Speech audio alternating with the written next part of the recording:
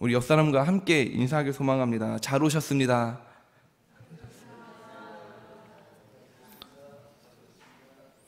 우리 한 번 더 인사해 봅시다. 함께 교회를 세웁시다.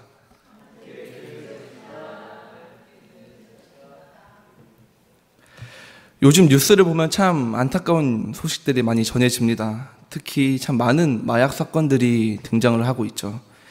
마약으로부터 자유로운 나라라고 자부심을 느꼈을 때는 이제 과거가 되었고, 이제는 마약과 전쟁을 해야 하는 상황에 놓이게 되었습니다. 하지만 우리는 합법적으로 마약을 할 수 있는 방법이 하나 있습니다. 그것이 무엇이냐? 마라톤을 하면 됩니다.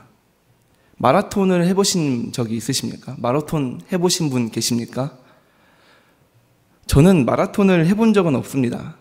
근데 이제 마라톤을 해본 사람들의 그 증언에 의하면 계속해서 달리다 보면 어느 한 지점에서 정말 힘든 순간이 찾아온다고 합니다. 숨이 가파로워지고 몸이 무거워지고 내 옆에 같이 달리던 사람들이 포기하면서 점차 내 옆에서 사라지는 그 모습들을 보면서 외로움을 느끼기도 하고, 나도 그만 달릴까? 이쯤 되면 참 많이 도전한 것 같은데 나도 많이 노력한 거 아닌가? 하면서 포기하고 싶어지는 그 순간이 찾아온다고 합니다. 근데 그 순간을 이겨내고 계속해서 참으며 달릴 때, 그렇게 달리다 보면 언제 그러냐는 듯이 몸이 가벼워지고 막 자연 마약이라고 불리는 그 엔돌핀이 몸에서 막 쏟아지면서 고통을 잊게 된다고 합니다. 그리고 더 달릴 수 있을 것 같은 그 자신감이 막 쏟아져 나오면서 계속해서 달리게 되고, 달리다 보니까 어느 순간 그 목표 지점에 도달하게 되었다고 합니다. 정말 마약의 증상과 비슷하죠. 몸이 가벼워지고 기분이 좋아지고 자신감이 넘치는 상황을 보면 어떻게 보면 우리가 참 마약의 증상과 비슷하다고 느낄 수 있습니다. 혹시 여기에 마약을 하고 싶은 분이 계시다면 비 그치는 순간부터 지금 우리 교회 옆에 있는 탄천을 뛰시면 됩니다. 저는 우리 로뎀교회 위치가 정말 좋다고 생각합니다. 예배를 드리고 영적 체험을 이제 받고 영적 즐거움을 채웠으니 예배가 끝나면 그 옆에 있는 탄천을 바로 달림으로 육체적 즐거움을 우리가 채울 수 있게 되는 거죠. 그럼 정말 최고의 조건이 있지 않습니까? 저는 이 교회를 보면서 정말 우리 교회는 육체적과 영적 건강을 다 책임질 수 있는 그런 교회구나라는 것을 생각하고 합니다. 근데 이렇게 고통을 참고 계속해서 달릴 때 그 몸이 가벼워지고 머리가 맑아지고 경쾌한 느낌이 드는 것을 전문 용어로 러너스 하이라고 합니다. 러너스 하이. 이 러너스 하이를 한번 맛본 사람들은 그 달리는 그 과정이 너무나 고통스럽지만 단 한 번, 그 잠깐의 그 러너스 하이를 다시 한번 경험하기 위해서 계속해서 마라톤을 도전한다고 합니다. 그 러너스 하이를 한번 맛보기 위해서요. 오늘 이 말씀을 들을 때, 우리가 함께 이 골로새서 말씀을 들을 때 지친 우리의 삶에서도 이 러너스 하이가 찾아오길 소망합니다. 오늘 우리가 읽은 이 골로새서는 바울이 감옥에서 쓴 옥중 서신이죠. 본문에서 바울이 이제 자신의 부르심의 그 이유를 설명하고 있습니다. 근데 그 부르심의 이유를 설명하기 전에 조금 이해하기 어려운 말을 하고 있는데 24절 말씀을 보면 뭐라고 말합니까? 나는 이제 너희를 위하여 받는 괴로움을 기쁘고 즐겁다고 합니다. 그런데 지금 바울의 상황을 보면 어떻습니까? 전혀 기뻐할 수 없는 상황이죠.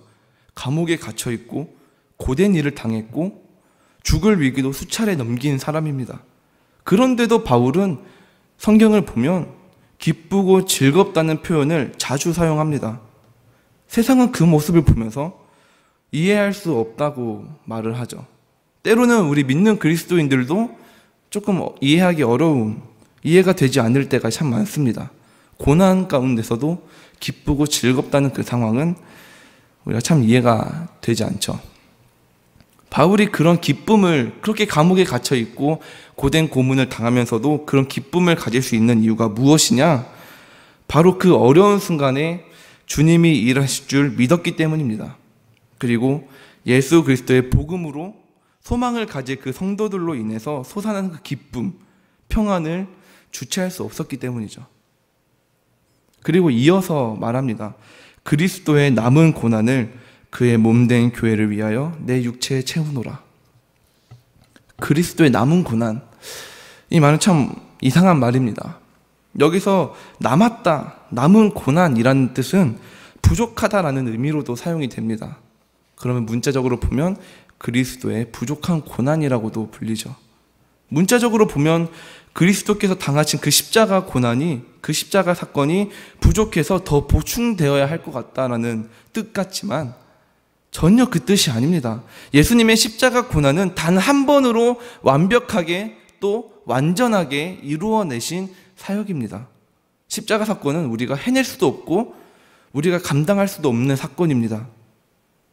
바울이 근데 여기서 말한 그 고난이 무엇이냐? 그 고난의 의미는 예수님이 우리에게 선물로 주신 그 구원이라는 복된 소식을 전할 때, 혹은 때로는 교회의 성장을 위해서 필요한 고난이 바울 자신에게만 해당되는 것이 아니라 모든 그리스도인, 지금 우리가 읽고 있는 이 말씀을 지금 듣고 있는 우리에게도 남겨져 있다는 것을 말하기 위해 이러한 표현을 사용한 것이죠.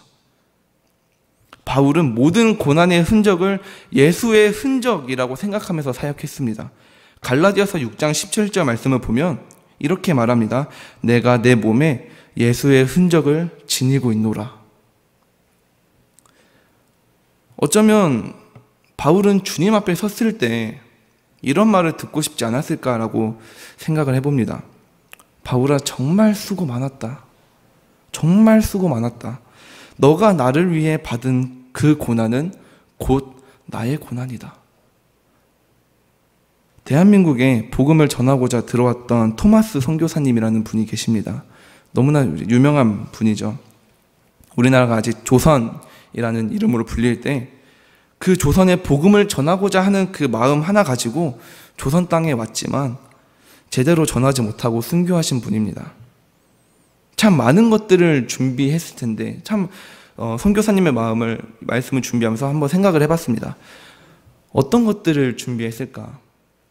제가 저희 키르기스탄 단기 선교 준비하는 그 모습을 보면서 정말 그 잠깐의 선교를 위해서도 저렇게 열심히 준비하시는데 그 토마스 선교사님은 이 조선에 얼마나 그렇게 열심으로 준비를 했을까? 얼마나 많은 사역들을 준비했을까라는 것을 생각을 해봤습니다. 근데 그것들을 시도할 틈도 없이 순교하시고 맙니다. 그가 할 수 있었던 행동은 자신을 죽이려는 그 사람들에게 성경을 전하며 예수의 이름을 외친 것이 전부입니다. 그리고 순교하게 되죠. 누군가는 말합니다. 준비한 것이 참 많았을 텐데 전도 한번 하지 못하고 죽어버렸으니 얼마나 안타까운가. 그의 죽음은 헛되었다. 정말 안타깝다라고, 실패했다라고, 그 전도는 실패했다, 선교는 실패했다라고 말을 합니다. 하지만 그의 죽음은 절대 헛되지 않았습니다. 토마스 선교사님을 죽인 박충권이라는 사람은 처음에 그 선교사님이 주는 성경을 받아들이지 않다가 그를 죽이고 돌아갈 때 성경 한 권을 가지고 돌아갔고 그 성경을 읽음으로써 예수님을 영접했고 나중에는 장로님이 되었습니다.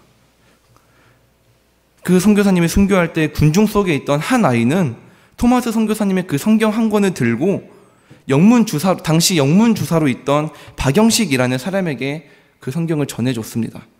그리고 그는 처음에 그 성경 한 장 한 장을 다 뜯어서 벽지로 사용했습니다. 성경을 다 뜯어서 벽지로 사용했는데 점차 그 벽지로 있던 그 성경을 읽음으로써 그렇게 천천히 한 장 한 장을 읽다가 예수님을 영접하게 되고 그 후에 그 집터는 평양 최초 교회라고 불리는 널다리골 예배당이 되고 맙니다. 누군가는 헛되다고 말하지만, 누군가는 실패했다고 말하지만 하나님이 보시기에 그보다 완벽하게 성공한 사역은 없었다는 겁니다. 세상 관점에서는 참 준비한 것도 제대로 하지 못했지만 하나님이 보시기에는 결국 우리나라에, 이 조선에 복음이 들어오는 놀라운 역사가 일어나게 된 것이죠. 우리의 사역들도 참 마찬가지입니다. 우리는 참 많은 사역들을 계획하고 또 준비합니다. 하지만 그것들을 다 해내지 못할 때가 많습니다. 원하는 대로 흘러가지 않을 때가 사실 더 많습니다. 우리는 그것을 실패라고 말할 때가 있지만 사역에 실패라는 단어는 없습니다. 세상은 실패라고 말해도 세상의 관점에서 볼 때는 실패일 수 있겠지만 주님이 그 사역에 그 일정에 개입하는 순간 주님이 보시기엔 그것은 너무나 완벽하고 아름다운 성공이 돼버리고 마는 것이죠. 실패했다고 좌절하는 것이 아니라 내가 원하는 대로 되지 않았다고 좌절하고 절망하는 것이 아니라 그 상황을 통해서도 일하실 주님을 기대하는 로뎀교회 성도 여러분이 되기를 소망합니다. 토마스 선교사님은 자신의 죽음을 실패라고 받아들이지 않았죠. 오히려 성공이라고 생각했을 겁니다.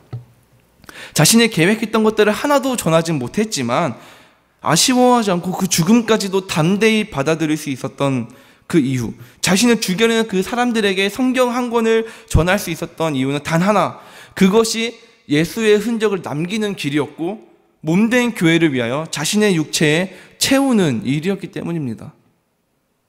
예수님은 지금도 자신을 부인하며 그 십자가를 지고 따라갈 복음의 일꾼을 찾으십니다. 사랑하는 성도 여러분, 그 십자가를 지고 가길 소망합니다. 살면서 고난을 받을 때 그 고난을 회피하면서 왜 나에게 이런 고난을 주는가? 왜 정말 믿음 좋은 나에게 이런 고난을 허락하는가 하면서 원망하는 것이 아니라 그 상황까지도 일하실 그 주님을 의지하며 살아가는 저와 로뎀교회 성도 여러분이 되길 소망합니다. 사도 바울이 25절에서 말합니다. 우리 25절 말씀을 함께 읽어보길 소망합니다. 25절 말씀 함께 읽어봅시다. 시작. 내가 교회에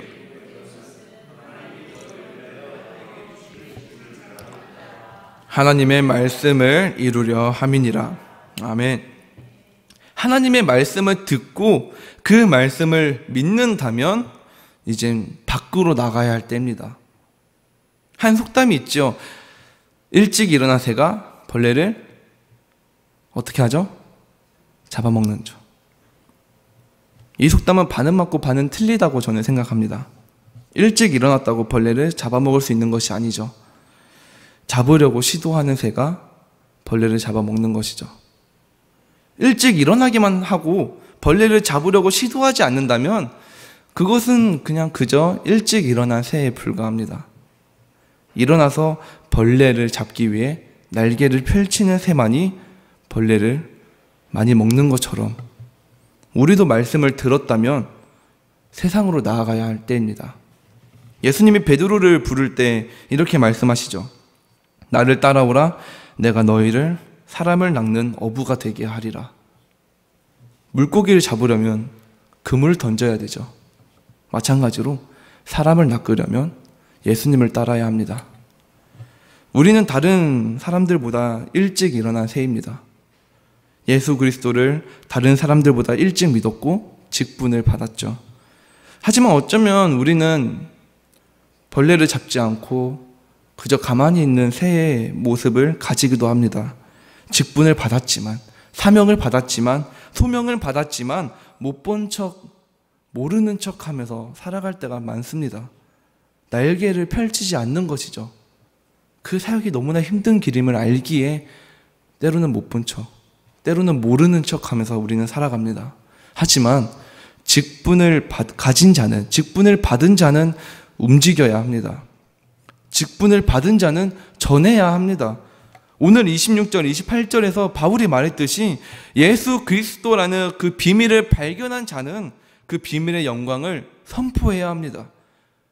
아직 그 비밀의 영광이 감춰져 있는 그들을 향해서 선포해야 합니다. 담대하게 말씀을 전해야 합니다. 직분을 받은 이유는 하나님의 말씀을 이루기 위함입니다. 그 말씀을 가르치기 위함입니다. 절대로 어깨를 넓히고 목소리를 키우기 위한 자리가 아니라, 교회를 오래 다녔다는 징표가 아니라 각 사람에게 예수 그리스도를 전파하고 각 사람에게 가르치기 위해 받은 직분인 줄을 우리가 기억해야 합니다. 장로님, 권사님, 집사님, 교역자들만 직분이 아니죠.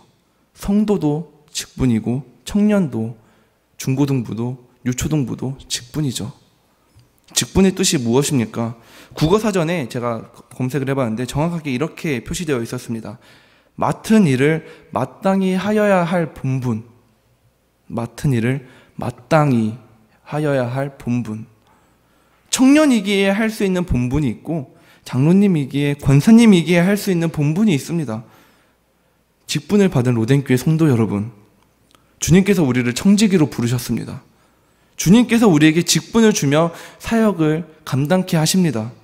그 맡기신 사명에 순종하며 교회의 일꾼이 됩시다. 교사로 직분의 무게를 감당하고 기도로 직분의 무게를 감당합시다. 직분을 받은 자일수록 더욱더 겸손하게 주님 앞에 무릎 꿇고 경배하고 기도해야 합니다. 주님 앞에 철저히 무릎 꿇고 울며 다음 세대를 위해서, 다음 직분을 받을 그 자들을 기대하면서 기도하면서 직분의 무게를 감당해 나가야 합니다. 근데 참 안타까운 것은 많은 성도님들이 그 사역을 감당해 나가다가 지치는 순간이 참 많습니다.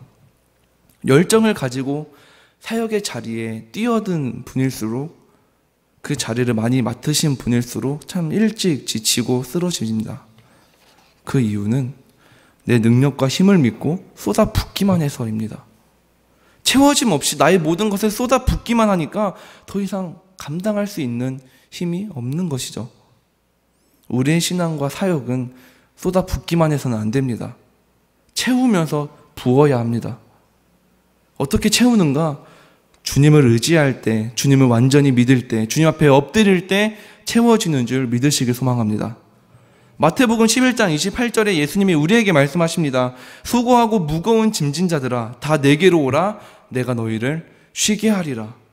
교사로, 성가대로, 식당 봉사로, 차량 운행으로, 셀 리더로, 각자의 직분으로, 때로는 교역자로 수고하고 무거운 짐진 자들아, 다 내게로 와서 쉬어라. 너희 힘으로 감당하려 하지 말고 내게 맡기고 쉬어라. 예수님은 이 말씀으로 그리고 끝내지 않습니다. 마태복음 11장 29절 30절에서 이렇게 말씀하십니다. 나의 멍에를 메고 내게 배우라. 그리하면 너희 마음이 쉼을 얻으리니 이는 내 멍에는 쉽고 내 짐은 가벼움이라. 각자의 직분과 사명으로 일을 감당해 나가고 있는 성도 여러분, 쏟아 부어서 내 속이 비워지는 그 예배가 아니라, 아무것도 남지 않는 예배가 아니라 쏟아 부을수록 채워지다 못해 넘쳐 흐르는 신앙생활, 넘쳐 흐르는 은혜, 그런 주님의 일을 감당해 나가는 사역이 되길 소망합니다. 또 우리는 교회 안에서만 일꾼이 되는 것이 아니라 가정에서, 직장에서도 교회 일꾼이 되어야 합니다. 왜 그렇습니까? 이 교회, 이 건물만 교회가 아니기 때문입니다. 우리가 곧 교회고 우리가 곧 그리스도의 몸이기 때문입니다. 우리가 있는 그곳이 교회고 예배 장소입니다. 어제 저희 학교가 개강을 했습니다. 개강 와서 예배를 드리는데 한 목사님이 이렇게 말씀하셨습니다. 정말 전국을 돌아다니면서 예배를 드리신 분인데 북극에서도 예배를 했답니다. 2달 동안 그 북극에 있으면서 그 에스키모 사람들과도 예배를 했다고 합니다. 교회 건물이 아니더라도 내가 속한 그곳이 교회이기 때문에 그 북극에서도, 아프리카에서도, 그 속에서도 예배를 드리며 주님 앞에 영광을 돌렸다고 하는 그 모습을 보면서 참 우리는 어쩌면 그냥 건물만 생각하고 우리가 때로는 살아가고 있지 않나라고 제 스스로가 반성하고 또 회개했던 시간이었습니다. 오늘 말씀 제목을 제가 교회를 세우는 일이라고 정해보았는데요. 문자 그대로 건물 교회를 세우자는 것이 아니라 나 장지웅이라는 교회를 세우자는 거죠.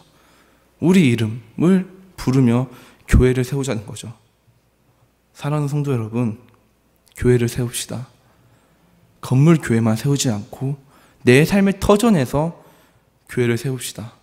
그럼 우리는 어떻게 교회를 세우는가? 제가 중고등부 아이들에게 자주 하는 말입니다. 이렇게 제가 자주 하는 말인데요. 지금 당장 믿지 않는 그 친구들에게, 너희 주변의 친구들에게 나 교회 다녀, 나 예수님 믿어라고 말했을 때 그 친구들의 반응이 어떨지 상상해 보라고 말합니다. 보통은 세 가지 반응을 보입니다. 첫 번째는 시큰둥하게 그냥 지나갑니다. 그렇구나. 두 번째 반응은 엥? 네가? 근데 왜 그래? 가장 최고의 반응, 세 번째 반응은 너 그런 것 같았어. 너 교회 다니는 것 같았어. 그럴 것 같았어. 이 반응이 최고의 반응이란 거죠. 이 말을 하면서 저는 항상 이렇게 말합니다. 삶에서 예수 그리스도를 드러내라. 믿지 않는 친구들이 너희 모습을 보면서 저 애가 다니는 교회는 어떤 곳인가? 저 애가 다니고 있는 로뎀교회는 어떤 교회인가? 저 애가 믿는 하나님은 누구인가? 저 애가 믿는 예수님은 도대체 누구길래 저 친구가 저렇게 살아갈 수 있는 것인가? 그것을 궁금해하고 교회에 관심이 생기고 교회에 나온다면, 로뎀교회가 아니더라도 주변에 교회를 나가게 된다면 그것이 가장 최고의 전도 방법이란 거죠. 이 전도 방법은 우리 아이들에게만 해당되는 방법이 아닙니다. 우리 성도님들의 삶에서도 이 최고의 전도 방법이 행해지길 소망합니다. 근데 이 교회를 세우는 일은 나의 능력으로 행하는 것이 아니죠. 우리 마지막 29절 말씀도 함께 읽어보길 소망합니다. 우리 29절 말씀 함께 읽어봅니다. 시작.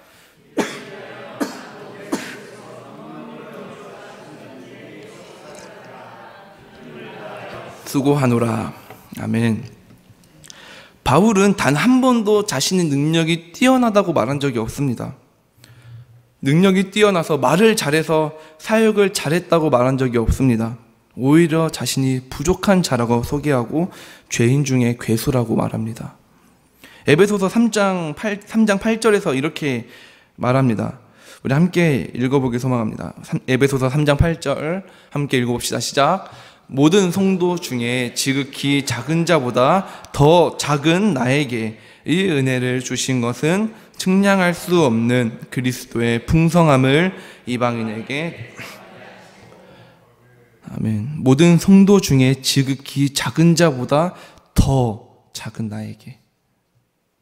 세 차례 동안 선교 여행을 떠나고 수많은 지역의 지도자와 교회를 세운 바울입니다. 많은 사람들은 바울 보고 대단하다고 지켜 세우고 있지만 정작 바울은 주님 앞에 겸손하게 섰습니다. 왜 그렇습니까? 그 모든 사역이 자신의 힘으로 한 것이 아니기 때문이죠. 내가 대단해서가 아니라, 내 능력이 뛰어나서가 아니라 나를 통해서 일하실 그 주님의 능력이 더더욱 대단하기 때문입니다. 빌립보서 4장 13절 말씀도 우리가 함께 읽어보기 소망하는데요. 빌립보서 4장 13절 말씀 함께 읽어봅시다. 시작.